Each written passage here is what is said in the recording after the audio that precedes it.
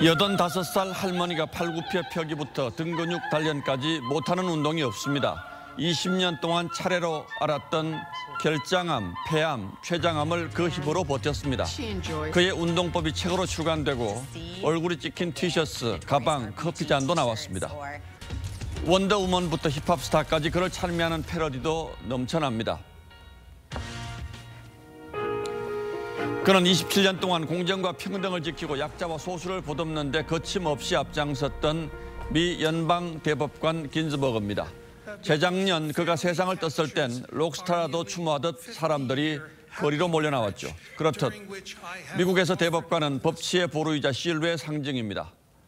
판사를 저지라고 합니다만 대법관만은 공정을 뜻하는 저스티스라고 높여 부르죠. 그런데 요즘 우리 대법관들은 사정이 말씀이 아닙니다. 대법원장부터 거짓말 파문을 비롯한 비판과 구설에 휩쓰이면서 신뢰 실추에 앞장서더니 급기야 현직 대법관이 기자회견에 나서는 초유의 일이 벌어졌습니다. 바로 이 발언 때문이었죠. 그분이 조재현 대법관이다라는 게 지금 확인이 돼서. 대장동 녹취록에 나오는 그분이 자신이 아니라는 걸 주장하기 위해서 현직 대법관의 이름을 거론한 게 문제였습니다.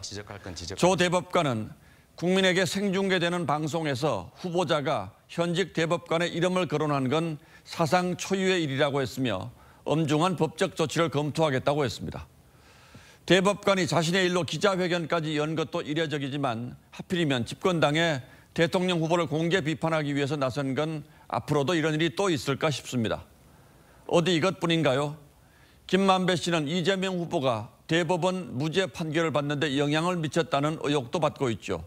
김 씨가 이재명 후보 판결에 중요한 역할을 한 것으로 알려진 권순일 대법관을 여러 차례 찾아간 기록이 나왔고 권 대법관은 판결 2달 뒤에 퇴임해 화천대유 고문으로 영입됐습니다. 한 달에 1,500만 원씩을 받았다죠. 하지만 대법원은 어떤 자체 조사도 하지 않았고 검찰은 석 달을 끌다가 경찰로 사건을 넘겼습니다. 이러는 사이에 민주당은 대장동 사건을 윤석열 게이트로 지칭하며 공격하고 있고 그 근거가 된 녹취록은 악의적으로 편집됐다는 의심을 받고 있습니다. 대체 이게 뭐 하는 일입니까? 지켜보는 국민들 낯이 도리어 화끈거리는데 대한민국 최고의 지성이라는 판검사들은 대체 또 무슨 생각을 하고 있을까요? 오죽했으면 조 대법관이 검찰을 향해 하루빨리 나를 불러 조사해달라고 호소했겠습니까?